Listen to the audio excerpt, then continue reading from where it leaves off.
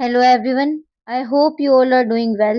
जो आज की वीडियो है उसमें हम क्लास 7th इंग्लिश की जो यूनिट 3 है उसका टॉपिक कवर करने वाले हैं। इसका जो फर्स्ट चैप्टर था माय ब्रदर्स ग्रेट इन्वेंशन वो हम ऑलरेडी कवर कर चुके हैं 2 पार्ट के अंदर, और उसकी जो वीडियो है वो भी ऑलरेडी अपलोडेड है। जो आज की वीडियो है उसके अंदर हम इसकी जो पोइम है इस यूनिट की उसे पढ़ने वाले हैं, उसे समझने वाले हैं, जिसका नाम है पेपर बोट्स। और ये जो पोइम है वो रविंद्रनाथ टैगोर की लिखी हुई है, उन्होंने लिखी है इस पोइम को। तो चलिए इसे समझते हैं, पढ़ते हैं और जानते हैं कि इसमें क्या बोला गया है, किस चीज की बात की गई है। So let's read. Day by day I float my paper boats one by one down the running stream. कि मैं हर दिन रोजाना जो अपनी पेपर की बोट है, कागज से बनाई हुई बोट है, उसको जो स्ट्रीम झरने के अंदर होती है तैराने के लिए छोड़ देता था। In big black letters I write my name on them and the name of the village where I live. और उसके ऊपर उन लेटर्स जो पे होता था कि जिस लेटर से, जिस कागज से मैं बोट्स बनाता था, उन पर मैं काले काले अक्षरों से अपना नाम लिखता था और अपने विलेज का नाम लिखता था। I hope that someone in some strange land will find them and know who I am.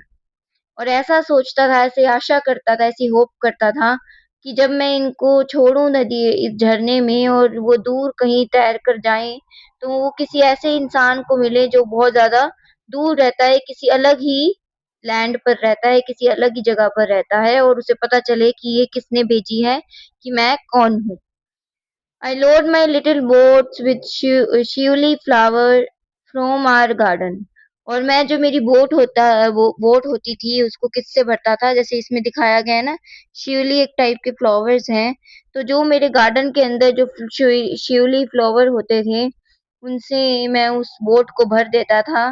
And hope that these blooms of the dawn will be carried safely to land in the night. और ये ऐसी आशा करता था कि ये जो boat है जिसमें मैंने इतने जो फ्लावर्स भरे हैं, जो जिन दिन में मैं, डॉन का मतलब होता है सुबह का जो समय होता है उसको डॉन कहते हैं। तो डॉन के समय मतलब जो सुबह के समय मैं इस बोट को इस फ्लावर से भरकर भेजता हूँ। मैं ऐसी होप करता हूँ कि रात को ये किसी अलग दुनिया में, अलग से लैंड में किसी को मिले। I launch my paper boats and look up in the sky and see the little clouds setting the white bulging sails. मैं जब अपनी जो बोट है उसको तैराने के लिए छोड़ता हूँ उस झरने के अंदर, नदी के अंदर, तो मैं ऊपर देखता हूँ आसमान में, और ये जो छोटे छोटे क्लाउड्स होते हैं ये देखता हूँ कि कैसे वो भी उसके साथ रेस कर रहे हैं। I know not what playmate of mine in the sky sends them down the air to race with my boats. मुझे ऐसा लगता है कि पोइट है वो ऐसा कहना चाह रहा है कि मुझे ऐसा लगता है जैसे कि कोई मेरा प्लेमेट है, कि मेरे साथ खेल रहा है, और वो अपनी जो, जैसे मैं अपनी बोट को तैराने के लिए भेज रहा हूँ वैसे ही कोई मेरा प्लेमेट है आसमान के अंदर जो जो क्लाउड्स हैं उन्हें भेज रही हैं मेरी बोट के साथ रेस करने के लिए। When night comes, I bury my face in my arms and dream that my paper boats float on and on under the midnight stars.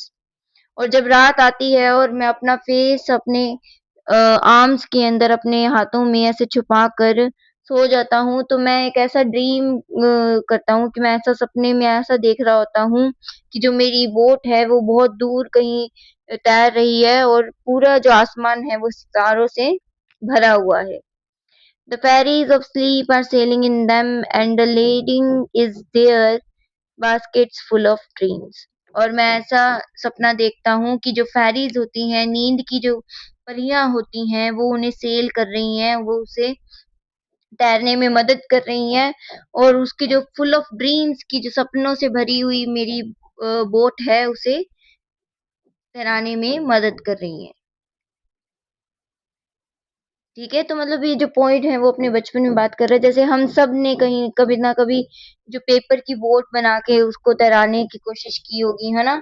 और हम ऐसे देखते थे कि कितनी दूर तक जाती है, हमने रेस लगाई होती है। तो यही वही सब बता रहा है कि कैसे हम ये होप करते हैं कि वो किसी ऐसे इंसान को मिले जो बहुत ज्यादा दूर रहता है और उस पे जो नाम मिले हुए हैं पे जो मैंने अपना नाम लिखा है वो पढ़कर उसे मेरे बारे में पता लगे कि मैं कहाँ रहता हूँ, मेरा नाम क्या है।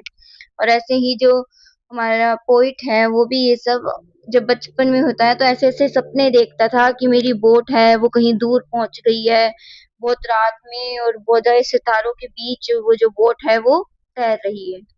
तो बस यही पोइम थी। I hope you have understood the poem completely.